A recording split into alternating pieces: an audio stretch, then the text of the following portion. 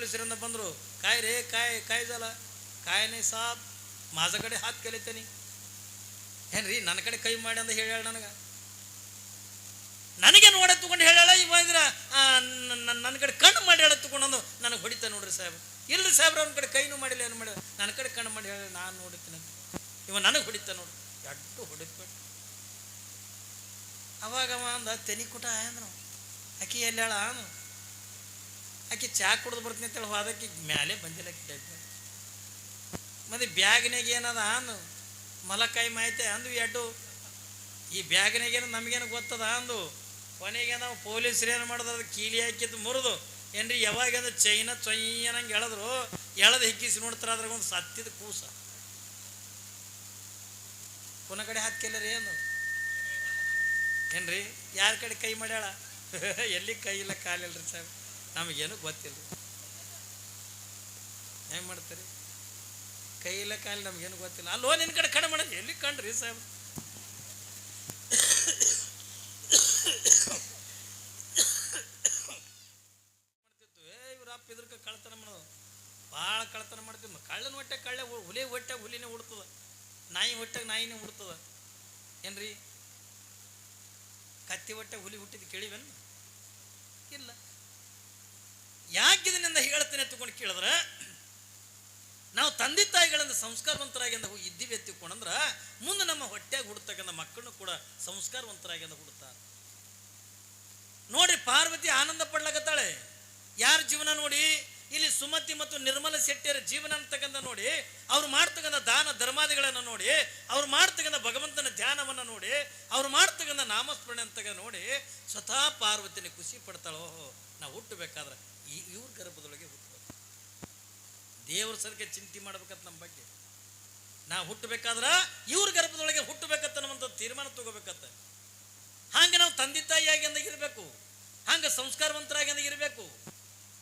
ಯಾವಾಗಿಂದ ಪಾರ್ವತಿ ಮನಸ್ಸಿಗಿಂದ ಆನಂದ ಆಯ್ತು. ಇಲ್ಲಿ ಮಾಯೆ ಹುಟ್ಟಾಳಲ್ಲ, ನಾ ಹೇಳಿದ್ನಿ ನಿಮಗೆ, ಮಾಯೆ ಆ ತಾಯಿ ಹೆಸರೇನು ಮೋಹಿನಿ, ತಂದೆ ಹೆಸರ ಏನ್ರಿ? ನಾವೆಲ್ಲ ತಂದೆ ತಾಯಿ ಅವ್ರ ಗುಣಗಳೆಂತವು, ಅವ್ರ ಗರ್ಭದಾಗಿಂದ ಹುಡ್ತಕ್ಕಂಥ ಕೂಸು ಅಂತದು ಅಂಥದ್ದು ಅಲ್ರಿ. ಮುಂದೆ ಇಡೀ ಅಂದ ಏನ್ರಿ ಅವರು ಲಿಂಗೈಕ್ಯರಾಗುವವರೆಗೂ ಕೂಡ ಯಾವ ಸಾಧು ಸಂತರು ಕೂಡ ಅಂದ, ಯಾರು ಸಾಧು ಸಂತರಿಗೂ ಕೂಡ ಏನ್ರಿ ಜಪ ತಪ ಮಾಡ್ಲಿಕ್ಕಿಂತ ಮನಸ್ಸೇ ಬರಲಿಲ್ಲ ನೋಡ್ರಿ. ಅಟ್ಟು ಇಡೀ ಜಗತ್ತನ್ನು ಕೆಡಿಸಿ ಹೋಗಿರ್ತಕ್ಕಂಥ ಮಾಯಿಗೆಂದ ಸೋಲಾರ್ದವ್ರು ಯಾರು ರೀ? ಸೋಲಾರ್ದವ್ರು ಯಾರು ಹೇಳ್ರಿ? ಮೊನ್ನೆದೇ ಒಂದು ಘಟನೆ ಕೇಳಿರಿ ಇಲ್ಲಿ ನೀವು. ಇಲ್ಲಿ ಸೋಲಾಪುರಕ್ಕಿಂದ, ಬಾಂಬೆದಿಂದ ಸೋಲಾಪುರಕ್ಕಿಂದ ಜಾತ್ರೆಗೆ ಹೊಂಟಾರ ಇಬ್ರು ಅಣ್ಣ ತಮ್ಮ ಇಬ್ರು ಜಾತ್ರೆಗೆ ಹೊಂಟಾರ. ಅಣ್ಣ ತಮ್ಮನ ಅಲ್ಲ, ಅವರು ಗೆಳೆಯರಿದ್ದಂಗ ಏನ್ರಿ, ಒಂದೇ ಊರವ್ರೆ. ಇಬ್ರು ಅಂದ ಬಾಂಬೆಗೆ ದುಡಿಲಿಕ್ಕೆಂದ ಹೋಗ್ಯಾರ. ಯಾವಾಗಿಂದ ಜಾತ್ರೆ ಬಂದದ, ಜಾತ್ರೆಗಿಂದ ಸೋಲಾಪುರಕ್ಕಿಂದ ಹೊಂಟಾರ ಟ್ರೈನ್ಯಾಗ ಕೂತ್ಕೊಂಡು.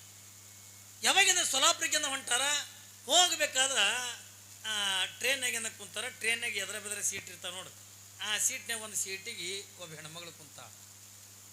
ಮಾಯಿದು ಎಷ್ಟು ಕೆಟ್ಟ ಅನ್ನೋಕೆ ನಿಮಗೆ ಹೇಳ್ತೀನಿ. ನಿಮ್ಗೆ ಎದುರಿನ ಸೀಟಿಗೆ ಒಬ್ಬ ಹೆಣ್ಮಗಳು ಕುಂತಾಳ, ಭಾರಿ ಸುಂದರ, ಅಗದಿ ರೂಪವತಿ ಆಗಿರ್ತಕ್ಕಂಥ ಹೆಣ್ಮಗಳು. ಅಗದಿ ಟೀ ಶರ್ಟ್ ಹಾಕೊಂಡಾಳ, ಜೀನ್ಸ್ ಪ್ಯಾಂಟ್ ಹಾಕೊಂಡಾಳ, ನಮ್ಮಂಗೆ ಗಂಡ್ಮಕ್ಳನ್ನ ಕೂದಲ ಕಟಿಂಗ್ ಮಾಡ್ಕೊಂಡಾಳ. ಏನು ಟಿಕಳಿ ಬೇಡ, ಏನು ಕುಂಕುಮ ಬೇಡ, ಕಿವಿಯಾಗ ಬೇಡ, ಕೈಯಾಗ ಬೇಡ. ಯಾವಾಗಿಂದ ಎದುರಿನ ಸೀಟಿಗೆ ಕುಂತಾಳ, ಅದು ಮಗ್ಲೊಂದು ದೊಡ್ಡ ಬ್ಯಾಗ್ ಅದ ಏನ್ರಿ. ಅದ್ರ ಎದುರಿನ ಸೀಟಿಗೆ ಇವರಿಬ್ರು ಕೂತಾರೆ ಗೆಳೆಯರು. ಕೂತವ ಸುಮ್ ಕುಂದ್ರಬೇಕಿಲ್ಲ, ಕಣ್ಣು ಬಡಿಲಾರ್ದಂಗೆ ಆಕಿನೇ ನೋಡ್ಲಕ್ಕ. ಒಟ್ಟು ಹೆಕೊಂಡು ನಾವು ಆ ಕಡೆ ಕಿಡಿಕಿ ಯಾವ ಸ್ಟೇಷನ್ ಬಂದ್ರೆ ಅವ್ರು ಇದ್ದಿದ್ದೆವು. ಒಟ್ಟು ಅಕ್ಕಿನೇ ನೋಡೋ, ಅಕ್ಕಿ ಸುಮ್ತಾನ ಪಾಡಿತಾ ಕೂತಾಳ. ಒಟ್ಟು ಕಣ್ಣು ಬಡಿಲಾರ್ದಂಗೆ ನೋಡ್ಲಕತ್ತಾರ ಇಬ್ರು. ನೋಡ್ತಾ ನೋಡ್ತಾ ನೋಡ್ತಾ ನೋಡ್ತಾ ಏನ್ರಿ ಅದ್ರದ್ದು ರೂಟ್ ಈ ಕಡೆ ಅವು ಹಂಗೆ ನಡೆಯ ನನ್ರಿ. ಇವತ್ತೇ ಮಳೆ ಇಲ್ಲ, ಏನೂ ಇಲ್ಲ, ಶಾಂತ ಅದೀವಿ, ಚಂದ ಅದ. ಯಾವಾಗಿಂದ ಇಬ್ಬರು ಅಕ್ಕಿನೇ ನೋಡ್ಕೊತ ಕುಂತಾರ. ಒಟ್ಟು ಕಣ್ಣು ಬಡಿಯಲ್ರಿ, ಏನೂ ಇಲ್ಲ. ಅಕ್ಕಿಗೆ ನಾಚಿಕೆ ಬರ್ಲಾಕತ್ತ. ಕೊನೆಗೆ ಒಂದು ಸ್ಟೇಷನ್ ಬತ್ತು, ಟ್ರೈನ್ ನಿಂತು ಕೂಲೇನ ಅಕ್ಕಿ ಏನಂದ್ಲು, माझा थोडा ಬ್ಯಾಗ್ बघा, मी ಚಾ पिऊन येतो ಅಂದ. ಅಂದ್ರೆ ನನ್ನೊಂದೆರಡು ಬ್ಯಾಗ್ ನೋಡ್ರಿ, ನಾ ಚಾ ಕುಡಿದು ಬರ್ತೀನಿ ಎತ್ತುಕೊಂಡದಕ್ಕೆ ಹೇಳಲು. ಠೀಕ್ ಆಯ್ತು ಮಿ ಜಾವಾ ಅಂದಿವಿ ಅಡ್ಡು. ಯಾವಾಗಿಂದ ಒಂದು ಇಟ್ಟು ಚಾ ಕುಡಿದು ಬರ್ತೀನಿ, ನಂದೊಂದೆರಡು ಬ್ಯಾಗ್ ನೋಡ್ರಿ ಎತ್ತುಕೊಂಡದ್ದು ಇಟ್ಟು ಹೇಳಿ ಅಂದಕ್ಕೆ ಕೆಳಗೆ ಇಳಿದು ಬಾರ್ದು. ಇವ ಒಬ್ಬ ದೋಸ್ತಂದ ದೋಸ್ತ ಹಾಕಿ ನನ್ನ ಕಡೆ ಕೈ ಮಾಡಿ ಏನ್ರಿ ನಾನೇ ನೋಡಿ ಎಷ್ಟು ಮಳತನ ಅಂತೀನಿ. ಅವ ಅಂತಾನ ನೀ ಕೈಗೆ ಮಾಡಿ ಹೇಳಂದ್ರೆ ನೀನು ಕೈನೇ ಕಡಿತೀನಿ ಮಗ ನಾನು, ನನ್ನ ಕಡೆ ಕಣ್ಣು ನನ್ನ ಕಡೆ ಮಾಡಿ ಹೇಳ್ಯಾಳ ಅಂದ. ನೀ ಕಣ್ಣಿಗೆ ಅಂದ ಮಗ ನೀನು ಕಣ್ಣೆ ಕಿತ್ತೀನಿ ತಿವ ಅಂದ. ಹೇಳ್ತೀನಿ ನಾ ಮಗ ನೀ ಮಗ ಅನ್ನೋದ್ರಾಗ ಹೊಡಿಪೆಟ್ಟು ಚಲೋನೇ ಆಯ್ತು. ಚಲುವಾಗಿ ಕಬ್ಬುಂಡ್ ರಾಡ್ ತೊಗೊಂಡು ಇವನ್ ತಿರುಗಿ ಅವ ಹೊಡೆದು ಅವನ ತಿರುಗಿ ಅವ ಹೊಡೆದು ಎಡ್ಡು ರಾಮ ರಕ್ತ. ಯಾವಾಗಿಂದ ಇಡೀ ತಲೆಯೆಲ್ಲ ಹೊಡ್ಕೊಂಡು ರಾಮ ರಕ್ತ ಆಯ್ತು. ಹಂಗೆ ಟ್ರೇನ್ ಬಿಡ್ತು. ಆಕೆ ನಾ ಡೆಬ್ಬ್ಯಾಗ ಬರ್ಲಿಲ್ಲಕ್ಕಿ ಏನ್ರಿ ವಾದಕ್ಕೆ ಡೆಬ್ಬ್ಯಾಗ ಬರಲೇ ಇಲ್ಲ.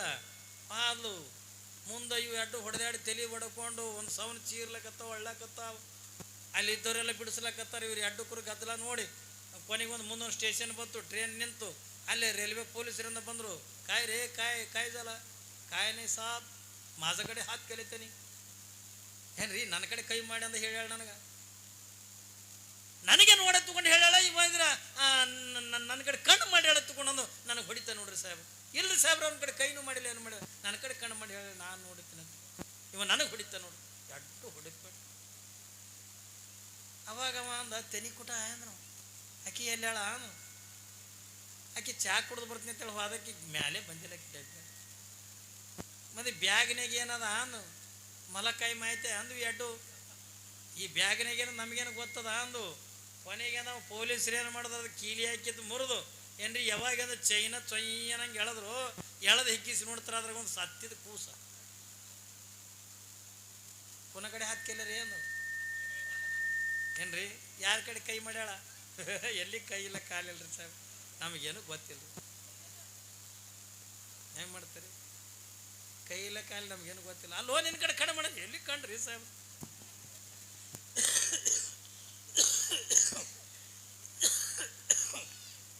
ಏನ್ರಿ ಎಲ್ಲಿ ಕಣ್ಣಿಲ್ಲ ಕಾಲಿಲ್ಲ. ಅಲ್ಲ ಮನುಷ್ಯ ನೋಡ್ರಿ, ನಾ ಯಾಕೆ ಹೇಳಕತ್ತೀನಿ ಅಂತ ತಿಳ್ಕೊಂಡ್ರ ಅದು ಒಂದು ಮಾಯಿ ಅಂತ ತಿಳ್ಕೊಂಡ್ರ ಅಟ್ರ ಮಟ್ಟಿಗೆ ಕೆಟ್ಟದ. ಆದ್ರೆ ಶರಣರು ಅರಿವಿನ ಜನ್ಮಕ್ಕೆ ತಾನೇ ಇದ್ದು ತಣ್ಣನ ಮರತಾದ ಅದರ ಅರಿವು ತಿಳಿದು ಮರವಿನ ಹಿಂಗ